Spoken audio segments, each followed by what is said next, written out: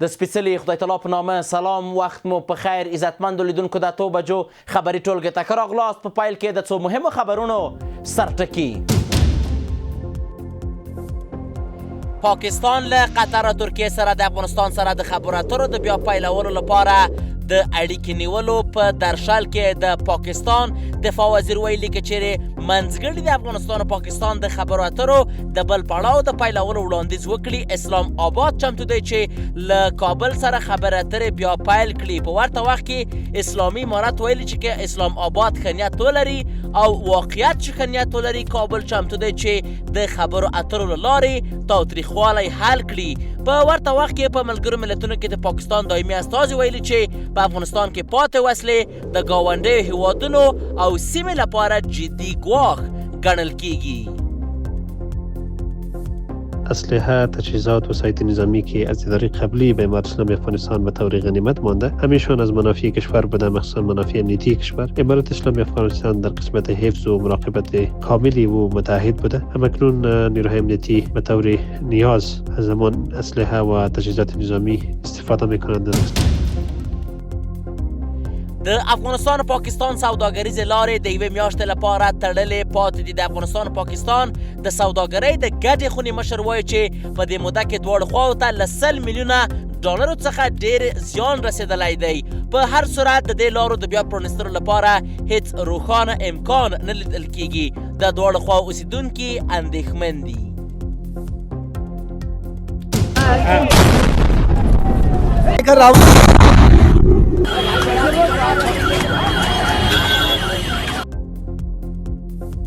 او د پاکستان په پلازمینه کې یوه خونړۍ چاودنه شوې، 12 کسان وژل شوي او له 100 څخه زیات ټپیان دي.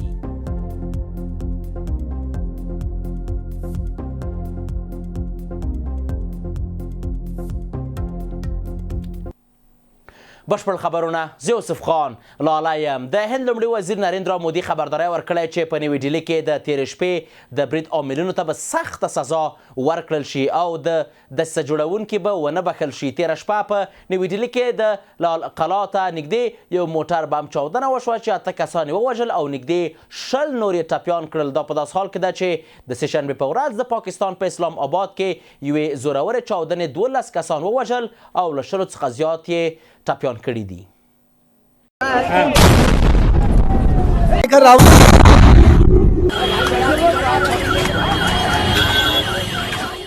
تېره شپه د نوې ډیلي په یوه ګڼه ګوڼه او سیاحتي سیمه کې د چاودېدونکو توکو ډک موټر په نښه شو. په دې پیښه کې چې د نوې ډیلي قلعې سرخ ته نږدې وشوه، 8 کسان وژل شول او 20 تنه نور ټپیان شول. دې پیښې سخت غبرګونونه راپارولي دي. د هند لومړي وزیر نریندرا مودي خبرداری ورکړی چې د برید عاملین به مجازات شي او دسیسه جوړونکي به په امن کې نه اوسي. बहुत भारी मन से आया हूं. कल शाम दिल्ली में हुई भयावह घटना ने هغه وحشتناکه پیښه چې پرون ماښام په ډیلي کې وشوه په ټوله ژوره اغیزه کړې ده. زه تېره شپه د دې پیښې په اړه د ټولو ادارو سره په اړیکه کې وم. زموږ ادارې به د دې دسیسې ریښې ته ورسیږي. د دې پیښې تر شا دسیسه کوونکي به ونه بخښل شي. ټول عاملین به عدالت ته راوستل شي.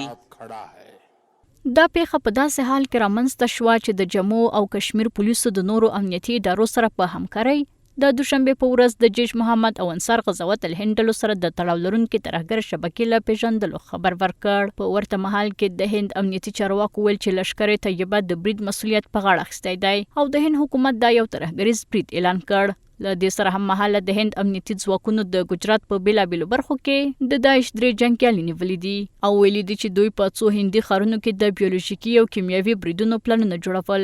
خو د هند د کورنیو چارو وزیر امیت شاه وایي چې और सभी संभावनाओं को ध्यान में रखकर इसकी गहन जांच की जाएगी.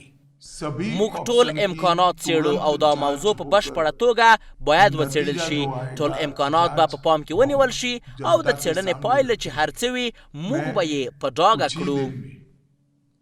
نوی ډیلی په ځلونو اسلام آباد په هند کې په ترهګریزو بریدونو کې په لاس لرلو تورن کړی دی. د پاکستان په اسلام آباد کې د محکمې په پارکینګ کې یوې زورورې چاودنې 12 کسان وژل او 10 تنه نور ټپیان کړل. خو د پاکستان استخباراتي سرچینې د پیښه د ترهګریز برید په توګه څېړي. پر همدې موضوع د بحث لپاره په ژوندۍ بڼه راسره وصل دی د نړیوالو چارو کارپوه ښاغلی عیسی اسحاق زی صاحب. اسحاق زی صاحب ستړی مه شئ، وخت د بخیر، خپرونې ته هم په خیر راغلی. اسحاق زی صاحب که په ډیلی کې هم چاودنه کیږي، په اسلام آباد کې هم چاودنه کیږي، په سیمه کې څه روان دي؟ خب سلام بر شما لالای عزیز و بینندگان تلویزیون جهانی یک.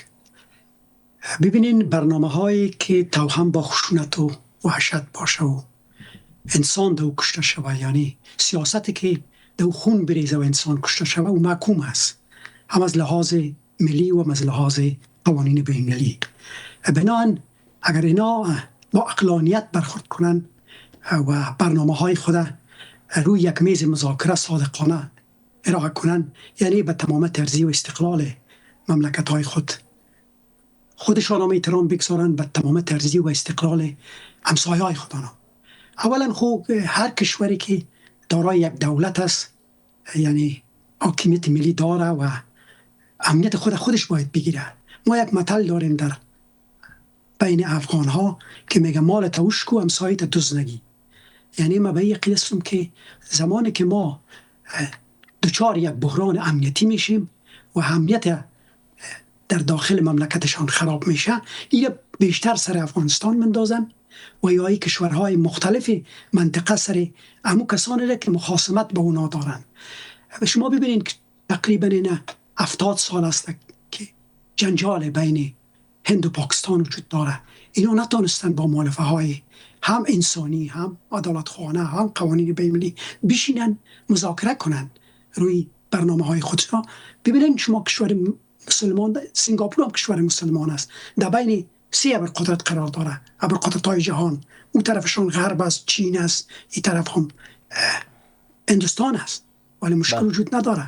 در اروپا شما ببینین البانیا کشور مسلمان است، اطرافشان غیر مسلمان است، همین قسم بوسنیا و کشورهای مختلف دیگه. اینا چرا نتونستن که یک تعامل صادقانه را بر بنیاد منافع ملی خود فکر کوئ د هندوستان او پاکستان ترمنځ اساسي ستونزه څه ده اسحاق زی صاحب چې دومره وخت کېږي نه حل کېږي؟ خوب دلایل اصلی هستند که اول خوب وقتی که جنگ صورت میگیره، یعنی به مفهوم از هستند که عقلانیت دوجه ناکام میشه، قوانین بین‌المللی اعلامیه جهانی حقوق بشر ناکام میشه. یعنی اولین مؤلفه های قوانین بین‌المللی امنیت و صلح جهانی است و بالاخره عدالت از در یک مملکت. بسیار یعنی اینا از ابتدا که آمدن خصومت های متعدد آغاز کردن. اول خوب مسائل مذهبی دامن زدن در بین خود، هندو مسلمان و این مسائل دامن زده شد.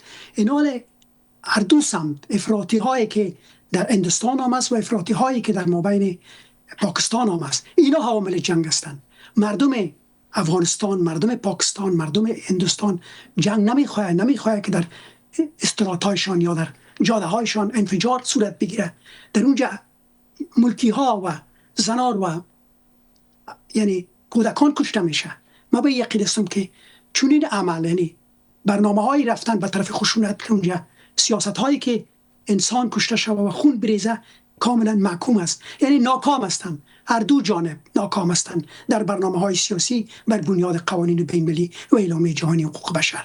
خشونت و جنگ راه حل هیچ مسئله نیست. سیاست عدم خشونت، عدم دشت افکنی، این سیاست میتونه که برنده شود. ببینید در هندوستان هم سیاست را که گاندی امرای جنا، امرای طلاق، امرای کلام آزاد، امرای غفارخان یک جای پیش بردن سیاست عدم خشونت بود، سیاست عدم تشنج بود. اینا انصراف کردن از سیاست عدم تشنج و عدم خشونت. متاسفانه برنامه های انظامی، برنامه های توهم با صدور افراطیت در کشورهای مختلف هم کشور خود و هم منطقه را در وضع بسیار دردناک و وحشتناک و خشونت دچار کردن. خب که وضعیت په همدا ډول وي فکر کوئ چې په ټوله کې د سیمې وضعیت او د آسیا وضعیت کومې خواته روان ده؟ خب مشکلات در آسیا متاسفانه بخصوص در بین هند و پاکستان و بین افغانستان و پاکستان بسیار یعنی متشنجه. در هیچ کشور دنیا چون این وضع متشنج وجود نداره و در هیچ کشور آسیایی حتی وضع متشنجی که بین 3 کشور ادامه داره و یکی بام برف خود سر دیگه مندازن. من به یقین هستم که از یک دست صدا نمه، حتما دست دیگه هم که با هم دیگر تصادم میکنن یا تج میکنن این صدا پیدا میکنن. بنابراین بسیار ضرورت است که اینا به مردم خود رحم کنن، اینا عدالت حکم میکنه که اینا امنیت خود بر بنیاد یک سیاست عدم خشونت، بر بنیاد منافع ملی خود، بر بنیاد قوانین بین‌المللی با این مؤلفه ها برنامه و سیاست خود پیش ببرن. در این سیاست ها رای تشنج و خشونت و وحشت کاملا محکوم است و منتفی است. ښه، هلته چې په نوي ډیلي کې چاودنه کیږي، بیا په اسلام آباد کې چاودنه کیږي، فکر کوئ چې د دواړو چاودنو ترمنځ کوم ارتباط یا هم کوم لینک شته؟ خیلی مهم است ما میفهمیم که بین از یا خصومت‌های تاریخی وجود داره. نه موخه مې دغه چاودنې دي چې آیا فکر کوئ چې څه فکر کوئ تاسو په ټوله کې؟ خب وقتی که اینا جنگ خو از الفاظ شروع میشه، از دیپلماسی های توهم با تشنج شروع میشه. اینا هر کسی که شما در جهان بگوین که این انفجارات عاملش کی است، اینا میفهمن که بین هند و پاکستان یک سالها هستن که منازعه وجود داره و تشنج وجود داره و خشونت وجود داره. اینا بشینن باید اگر خودشان پرابلم های خود حل نمیکنن از جهان تقاضا کنن، از ملل متحد تقاضا کنن، از اتحادیه اروپا را تقاضا کنن که اینا بیاین در بین از اینا میانجیگری کنن و بالاخره یک تشنج وحشتناک تاریخی را نقطه پایین بتن برش که این فاجعه پیوسته هم به حساب قربانی میگیره از مردم هند، هم از مردم پاکستان. هم در این برنامه ها شما ببینید که افغانستان هم متاسفانه شریک ساختن و ادعاهایی دارن که در اونجا حتی امارات اسلامی در این برنامه ها دست داره. این گپا اتهامات در شرایطی که بی‌اعتمادی ها به وجود باشه، اتهامات متعدد ارسال میکنن با آدرس یک دیگه. بسیار ضرورت است که از این دوپولوژی یا دوگانگی اینا کوشش کنن، اجتناب کنن، بیاین با صداقت به میز مذاکره بشینن. دو کشوری که در اونجا میلیون ها انسان زندگی میکنه امنیتش رو باید تامین شود. اینا اگر واقعا به صلح، به آزادی و به قوانین بین‌المللی و مردم خود دوست دارن و میخواین که دیگه مردمشان از طریق انفجارات و جنگ و خشونت و وحشت از آنها هزار انسان در طول مدت زمان همین جنگایی که صورت گرفته کشته شده و مسئول این کشتار سیاست‌های غلط و سیاست‌های توهم با تشنج و خشونت بوده. د وروستۍ پوښتنې په توګه البته چې هندوستان اعلان کړی و چې دوی د داعش سره تړاو په تور باندې څو کسان هم نیولي و په لکنو او څو نورو سیمو کې د هندوستان. فکر کوئ چې داعش د سیمې لپاره یو خطر دی؟ حالا خود تمام دنیا میگه، ایالات متحده امریکا و کل جهان که داعش خطر بسیار جدی است، ولی داعش و خود القاعده و همین ساختارهای افراطی در کدام کشورها تربیت شده یا بسیار مهم است. شما میل متهم میکنن حکومت پاکستان، افغانستان که در اینجا ساختارهای تروریستی وجود داره، ولی از کجا آمده اینا؟ و اینا از خاک پاکستان هم القاعده در موجه بوده. شما دیدین که رهبر القاعده در کنار کماندوهای پاکستانی کشته شده. نال مبایی یقیدستم یک سند بیخی روشن تاریخی است که ایالات متحده امریکا این سند ارائه کرده و ویدیوهایشان و مصاحباتشان هم وجود داره. مبایی یقیدستم که اجتناب کنن حکومت‌های پاکستان در گذشته برنامه‌ای را که انجام دادن به زیانشان تمام شده. حتی بنگلادش دست دادن در یک سیاست غلط او جدا شده.